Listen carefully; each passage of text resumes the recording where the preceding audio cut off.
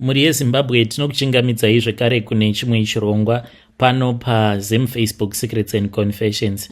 Tadzoka zvekare nemamwe messages kune avo vanenge vachida group discussion. Munokwanisa kuuya nemamessages enyu mushure mekunge mateerera maconfessions avo amunenge mateerera, then you can type kana kusiya riri voice note tobva tachizoposta panapa pachannel yedu. Saka pane vamwe avo vakauya nema-reactions avo kuma-confessions avo avakateerera, saka ndichange ndichizoverenga ma-reaction nema-replies. If you also want, you can come to my inbox. Saka hanzi pana amai avo vekushaya mbereko vakanoba mwana mushure mekunge vanyepera kuva nepamuviri. Kwauri hanzvadzi yangu, ndoda kungoti hazvina kunaka. Zvaungaita pari zvino, enda unotsvaka amai vemwana secretly, murume asingazivi nemwana wako asingazivi. Kuchipatara ikoko kwawakaba ikoko vanokubatsira nemadetails. Chikuru ndechekuti mwana uyu wawakaba ngaave achizoziva dzinza rake, ndo chekutanga. Uye iwe kana wafa usazosiya chituko mumhuri mawakaberekerwa nekwawakaroorwa. Uri kuona here kuti wakatadzira madzinza mangani? Awa ndiwo madzinza awakakanganisira. 4 families dzawatadzira. The first family kwaunoberekwa iwewe wakavatadzira. The second family kwawakaroorwa. The third family kumhuri kwaamai vemwana. The fourth family kunobva baba vemwana. Kana muchiri kurangarira, confession iya yaamai vekushaya mbereko vakanoba mwana mushure mekunge vanyepera kuti vainge vaine pamuviri. Hey, ndo response iyo yandakatumidzirwa. Munokwanisa kuuyawo kuinbox kwangu muchinditumidzirawo miono yenyu, zvikare ndichazoiverenga pano paplatform pedu kuitira kuti vana haidi vange vachinyatsokuwana rubatsiro. Saka pane imwe zvekare message iyo yandakatumidzirwa. Hanzi mwana uyo akabiwa, munombozviziva here kuti mwana iyeye achamuka ngozi, nokuti kufa haisi secret. Saka kana azofa, mutumbi wake mwana uyu akabiwa ucharadzikwa kumhuri kusiri kwake. Itori ngozi iri pachena, ende itori ngozi ichanetsa kwakaroorwa mukadzi uyo, asi icharonda ngozi iyoyo kusvika yabata munhu akakonzera. Inogona kupukuta dzinza rese. Hanzvadzi yangu, shingaira kugadzirisa zvinhu zvisati zvanyanyisa kuipa, kusati kwavepo kuipa uku. Ndichitaura kudai, mweya wangu unotokunzwira tsitsi, mwoyo wangu unorwadzira mwana uyo. Zvisinei, ndinoti kwauri, you achieved zvese zvawaida. Chisunungura mwana azive dzinza rake. Wonokumbirawo ruregerero. Pasi pezuva hakuna chinhu chinonakidza sekunzi sorry, ndakakutadzira nemunhu akakutadzira. Neiwawa ndinoti komborerwa naShe hanzvadzi yangu. Kana zvekutsvaka dzinza zvaramba through the clinic details, please enda kumaprofita. You need to confess to your child also. Zvichida Mwari anokunzwira tsitsi. Tanga tichiripo panyaya yacho iyoyo yavahanzvadzi vedu vaya, kana muchiri kuvarangarira, avo vakanyepera habhi wavo kuti vainge vabatira pamuviri asi vachizviziva kuti havakwanisi kuita mwana. Okay, pane imwe comment iyo yandakatumidzirwa kuinbox kwangu. Hanzi manager avo mushona. Pane confession yandateerera yandibata kwazvo yamanager avo mushona. Ndinoti kwamuri imi mukoma, I am really sorry nekurasikirwa nehanzvadzi yenyu, asi tisu vananiko tingatonga kusvikira pachikamu ichocho. Hai, isvai madzidza kuregerera mukoma. Zvisinei masalari amakabira avo vamanga muchiti mandevele muchipa mashona. Dai maizotevera kumashure, maigona kutoona kuti vamuri kupa mari idzodzo dzakapamhidzwa hazvishande uye hadzishande zvine musoro, kududzira kuti Mwari ndiye anotsiva waanoda nenguva. Isu tisu vananiko tingatonga tisatuka mamwe marudzi. Mwari oga ndiye ane simba rekumisa rudzi nekurwutuka kana kuparadza. Asi ndinoti kwamuri mukoma, Mwari akubatsirei. I am sorry, I have a short story about vanhu vamuri kuti ndeve kuBulawayo, vacho vamanga muchiti mandevele people. Mukoma, nekubatwa zvakanaka kwandakaita nemandevele kunzvimbo inonzi kuSilovela. Ndakasvika kuSilovela paCrossroads apo kwasviba ndiine nzara netsvina ndakaneta. Ndakasvika pamashopu apo ndaibva kuKwekwe. Ndakasvika ndikataurawo neumwe mudzimai ndichimubvunza road.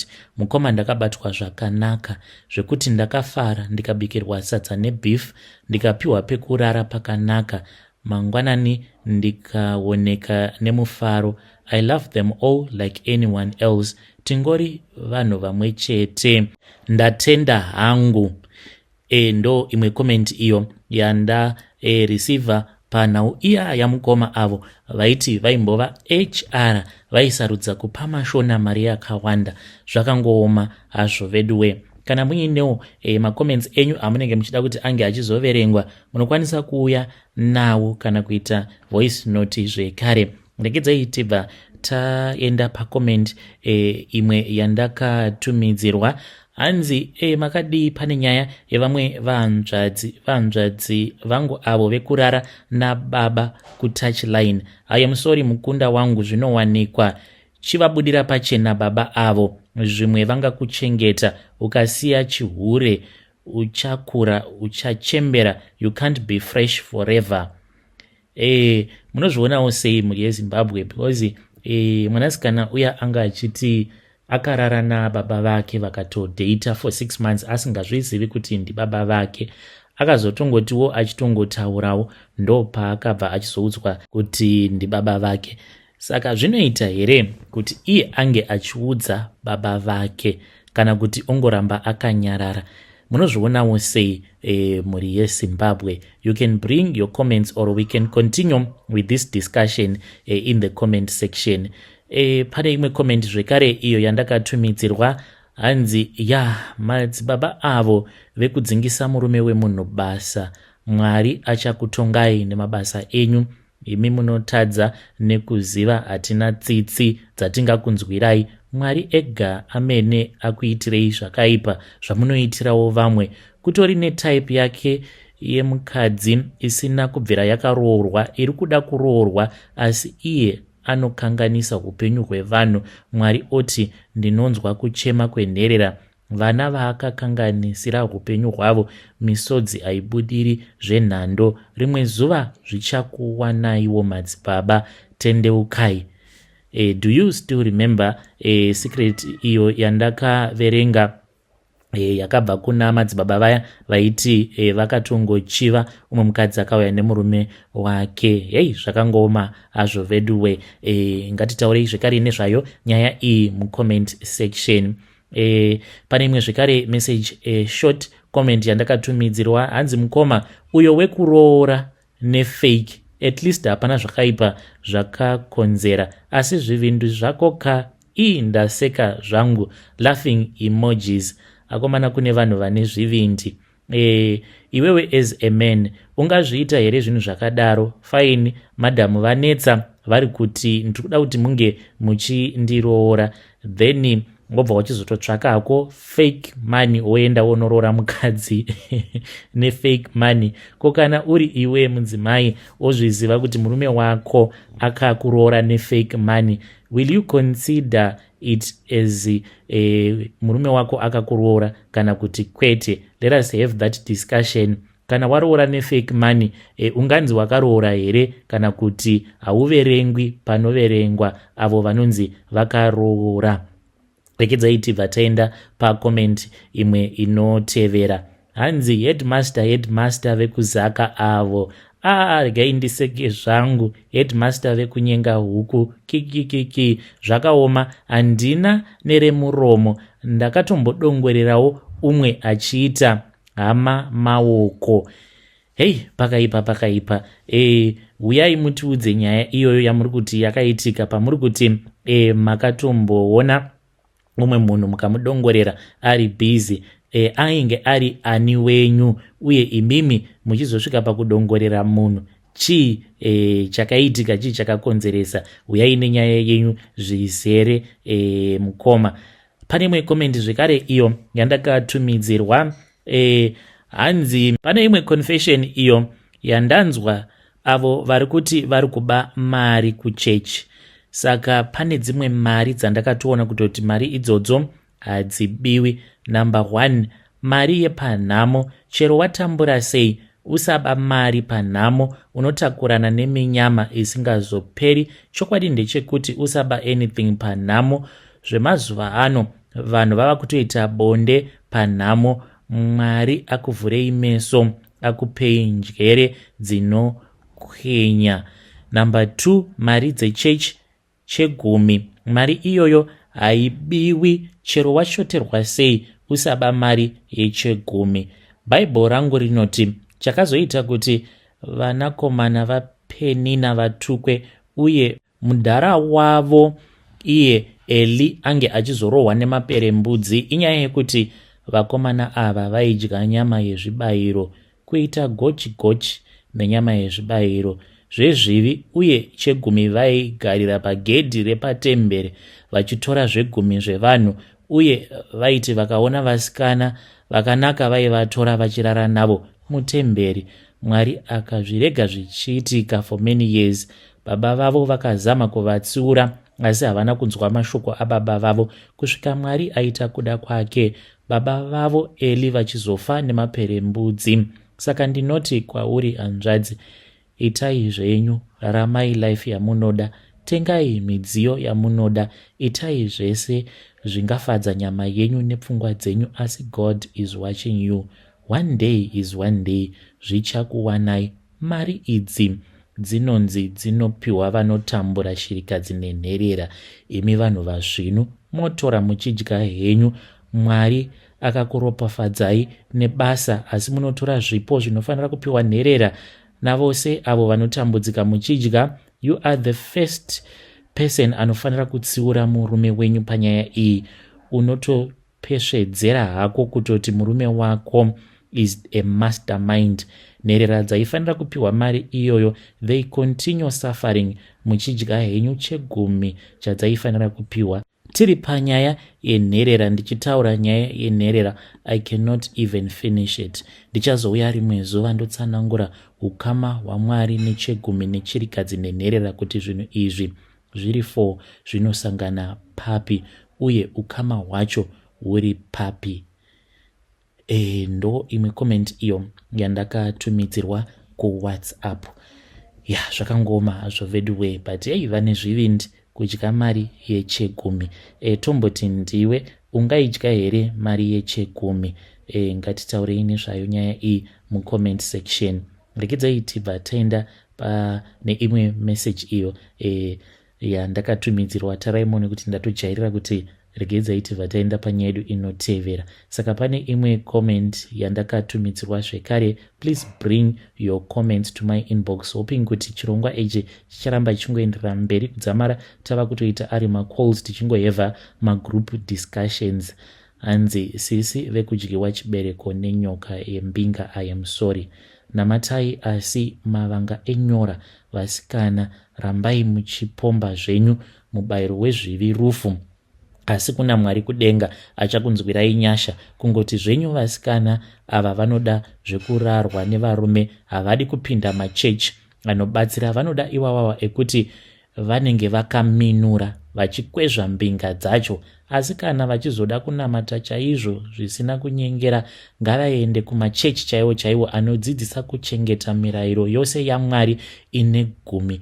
Tisanyeperana kuti mirayiro yakapera muchifurirana kupfeka matrauzi muchechi, asi shoko riri pachena. Mwari anotaura pachena zvisina tsumo kana dimikira, achiti vedway, ndinovenga mukadzi anofuka nguo dzemurume nemurume anofuka nguo dzemukadzi. Izvi zvinondinyangadza, asi unoona praise and worship ichizunza magadziko iri mutrauzi naizvozvo kuponeswa kwenyu kereke yaMwari kunozonetsa. Asi ndoda kungotsiura hanzvadzi yangu, dambudziko rako harichada chisalad. Vanga vachitaura maererano neconfession yeuya mwanasikana uyo ari kuti chibereko chake chapera mushure mekunge arara nenyoka yembinga. Hei, nhau iyo yavataura munoti kudii nayo? Naive dare. Hanzi vanhukadzi bhaibheri rinoti musapfeka matrauzi. Munowirirana nazvo here kana kuti kwete? Regedzai tibva taenda next comment. Kana muine macomments enyu, please bring them to my inbox. Hanzi uyo wekumitiswa napasta nokubvisiswa mimba handina remuromo naye, Mwari ega achakurayira. Amene. Pakaipa. Muchiri kuirangarira here nyaya yemwanasikana uyo akati akabvisiswa nhumbu napasta? Hanzi muchechi handiti paaltar patiya vanhu vane zvivindi kunzo uko, shuwa padhuze nepapulpit vanhu vava kutoita zvekutobvisana nhumbu zvavo. If I can still remember that confession. Ndiyo here confession yacho? You can also help me in the comment section. Regedzai tibva taenda pane imwe comment iyo yandakatumidzirwa zvekare. Hanzi iro hwaga raelda, Mwari achiri kukudai hanzvadzi, dzoka pachine nguva, uri mudziyo wakakosha wechechi, dzoka nerudzoko rwemwoyo. Akumanaka mavatsiura zvenyu, but was it necessary kuti munge muchiti hwaga raelda akomana? Ndisisi vaya avo vanga vachiti pari zvino ndiri pazororo, I lost hanzi my anointing. Vainge vari present worship leader but vakazotanga kufambidzana naelder. Saka hanzi dzokai kuchechi. Asi kana muchidzoka modzoka nerudzoko rwemwoyo, munoti kudii nazvo? Vazotuka. Mudiwa muteereri uyu azotuka zvake. Asi ngatitaurei nezvayo nyaya iyoyo mucomment section. Then pane nyaya iya vamwe vakati ivo vainge vambori security detail. Kana muchiri kuirangarira confession iyoyo, vaya vanga vachiti hanzi kana uchida kuziva masecrets ose apresident unobata mabodyguard, kana uchida kuziva masecret ose emaprophets unongobata futi mabodyguard. Saka pane vakatumidzira comment yavo, hanzi security detail yaprofeti Mukoma Nash and Zim family, let us research kuti munhu akapiwa mari yeurombwa kwaari inenge yakachena here, uye haina here matambudziko ainokonzeresa muupenyu hwake. Let us search and know.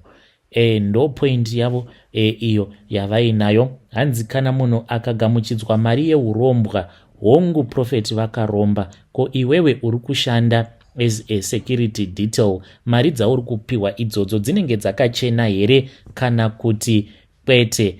Pakaipa. Then regai ndinge ndichizoverenga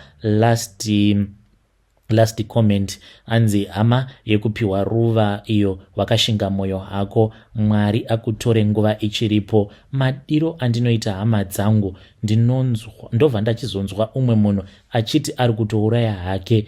Imi vanhu, Mwari akurayirei because hamuzivi zvamuri kuita. Ndo imwe comment iyo yandakatumidzirwa. Muchiri kuirangarira here nyaya iyoyo yemwanasikana uyo ari kuti akangogamuchidzwa ruva? Zvakangooma hazvo vedu we, kungogamuchidzwa hako ruva, iwe obva watongotorawo ruva racho iroro, then obva watotanga kutodya mari apa uchikuya zvekare hama dzako. Saka pachirongwa chino chemareactions ndicha kuplayerai message iyo yandakatumidzirwa, iri message ine vhangeri mukati. Ngatiteererei tovhura mabhaibheri edu. Makadi vana vaMwari, ndongokutendai nethis opportunity yatawana yekuti tinge tichigoverana shoko raMwari nekunamata. The first thing, us as Christians, tinotarisa on the subject of repentance, total repentance. Panyaya iyi tiri kuti as Christians we need to repent from the sinful nature to a life which is in Christ. Jesu chete ndio nzira yedu yekubva in our old self kusvika ichitiendesa in our new self. Hakuna imwe nzira. That is the pathway, the recommended pathway for us as Christians to move kubva kune kurarama kwedu in the world. Kana uchirarama in the world, kazhinji it is equated as the like sinful nature, kuti ningo uchirarama muzvitadzo. That is your old self, kuenda into your new self. Tinenge tichiti kubva muna Genesis handiti paya paka nyaya Adam naEve, I think tese tinoiziva, yekuti uyo akazonyengedzwa uyo akadya chii, ndo pakatangira the sinful nature. Saka munhu wese by that DNA, because ndiko kune dzinde redu, saka from that DNA, from that situation, that is why all of us need that DNA of a sinful nature. And it matiri sevanhu, because we carry this flesh sevanhu. So around this topic, this title of repentance and it as Christians, pane a lot of things which in due course Mwari achitibatsira zvachida kuexplore under this subject and it. So before taenda kule, taenda anywhere and it, we can look at from Daniel 9 and it, kubva pa verse 4 kusvika pa verse 9, where Daniel in a prayer was acknowledging sin yakanga yaitwa. He was acknowledging sin yakanga yaitwa through a prayer. Saka before anything happens, you need to acknowledge kuti inini chokwadi I am a sinner. You need pamberi pa Mwari kutotaura iwewe semunhu kuti Mwari, I have done this. Like unaenda pa the broken, like you be broken, you have to be broken.